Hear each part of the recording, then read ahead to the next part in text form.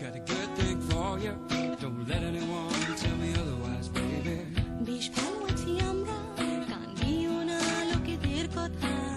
That's right, girl. We'll be fine, whatever we'll be, and you ought to know by now.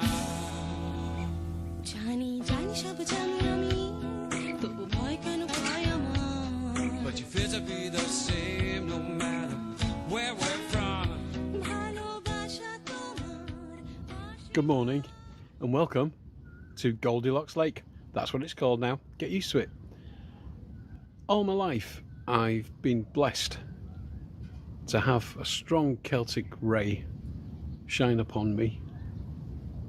There is Irish in the family on the Brown side, a few generations too far back for me to claim any, legit Irish heritage. I'm a Manc.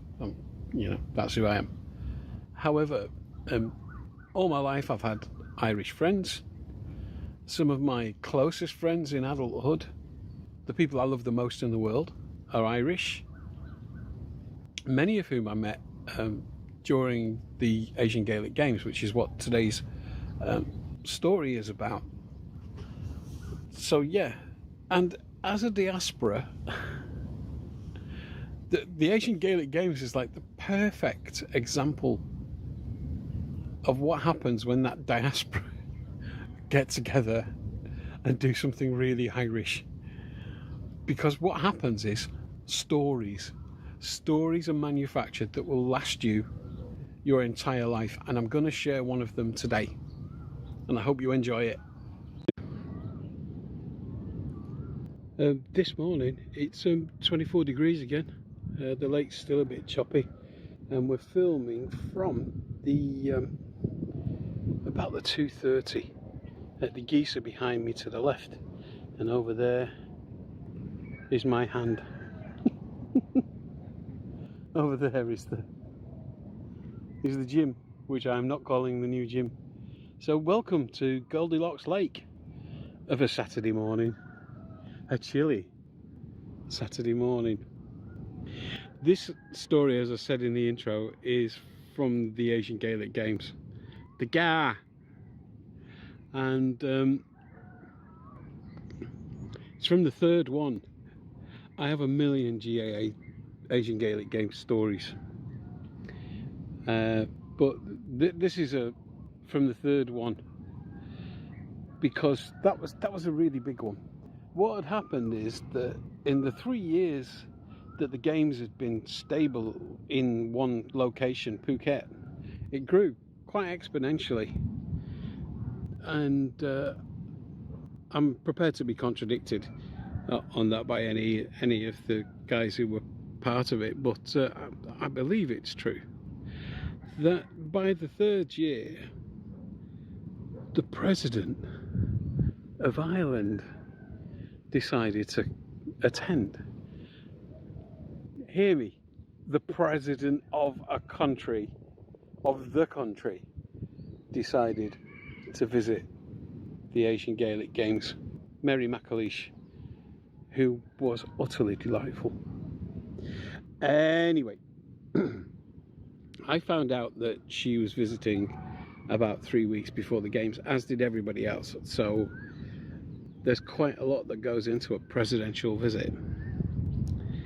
And I was also the main organizer Phuket-wise for the games. So I was a bit busy. And when I found out, I knew I needed help. The first person I thought of was Helene Fallon Wood, who is one of the most capable, wonderful, fierce, no messing about women I know, and an Irish resident of Phuket. So when I found out, I got hold of, this isn't the story, by the way, this is a diversion. Stick with it. So when I found out, I just immediately called Helene and I said, listen, President Mary McAleish is coming to the island, and the protocol team will be visiting quite soon, in a couple of days, and I really need you to help me with this. And Helene, being Helene, just went, you'd better not be bullshitting me. And I went, I'm not. So anyway, we had to go and meet them a couple of days later at the town hall in Phuket town. So Helene came and picked me up, and all the way there she's giving out to me, this better not be bullshit, this better not be a wind up, blah blah blah blah blah, as she does. And then the moment we turned up and she saw that the Garda were there and, you know, the protocol team from Ivy House, she just calmly assumed the most wonderful demeanour with them and took away all their problems in that day. She dealt with everything. She found them the hotel that they needed that matched the security requirements, everything. And then we all went and got pissed at the Green Man, which was brilliant.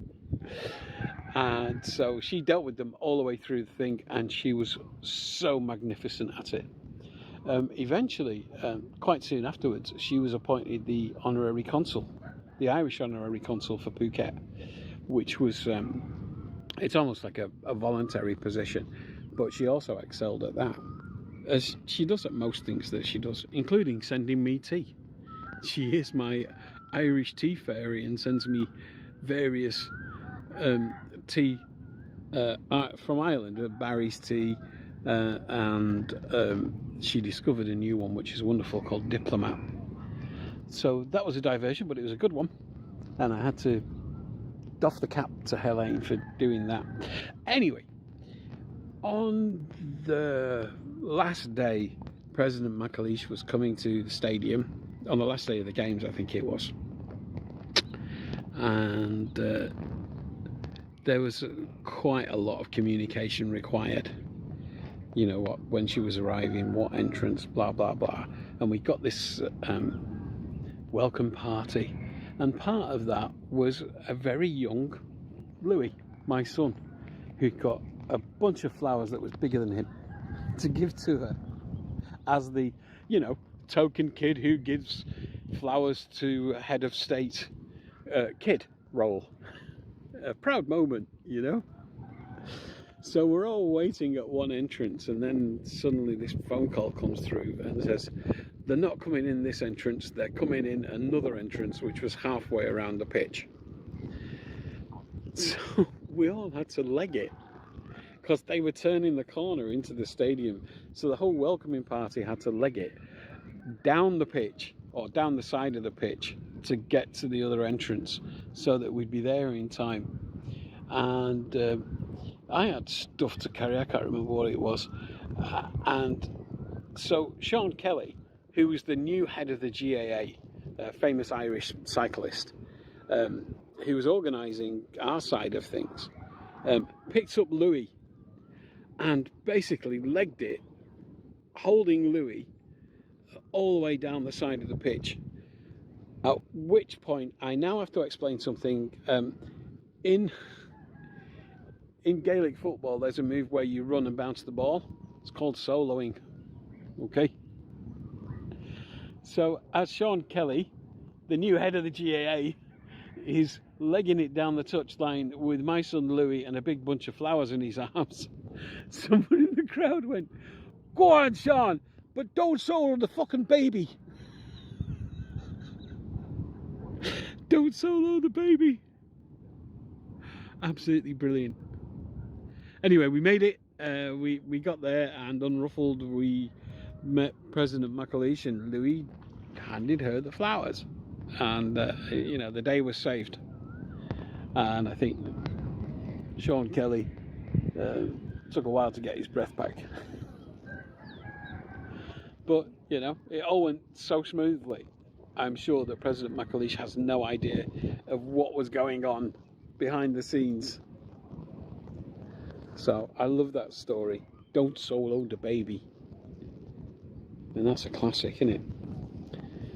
Alright, that's it for today. I hope you enjoyed that one. I've got some more car stories, and I will tell them. But that one popped into my head at random this morning. Alright, have a great weekend. I love you all of you. I really do. I love you. That's it from Goldilocks Lake.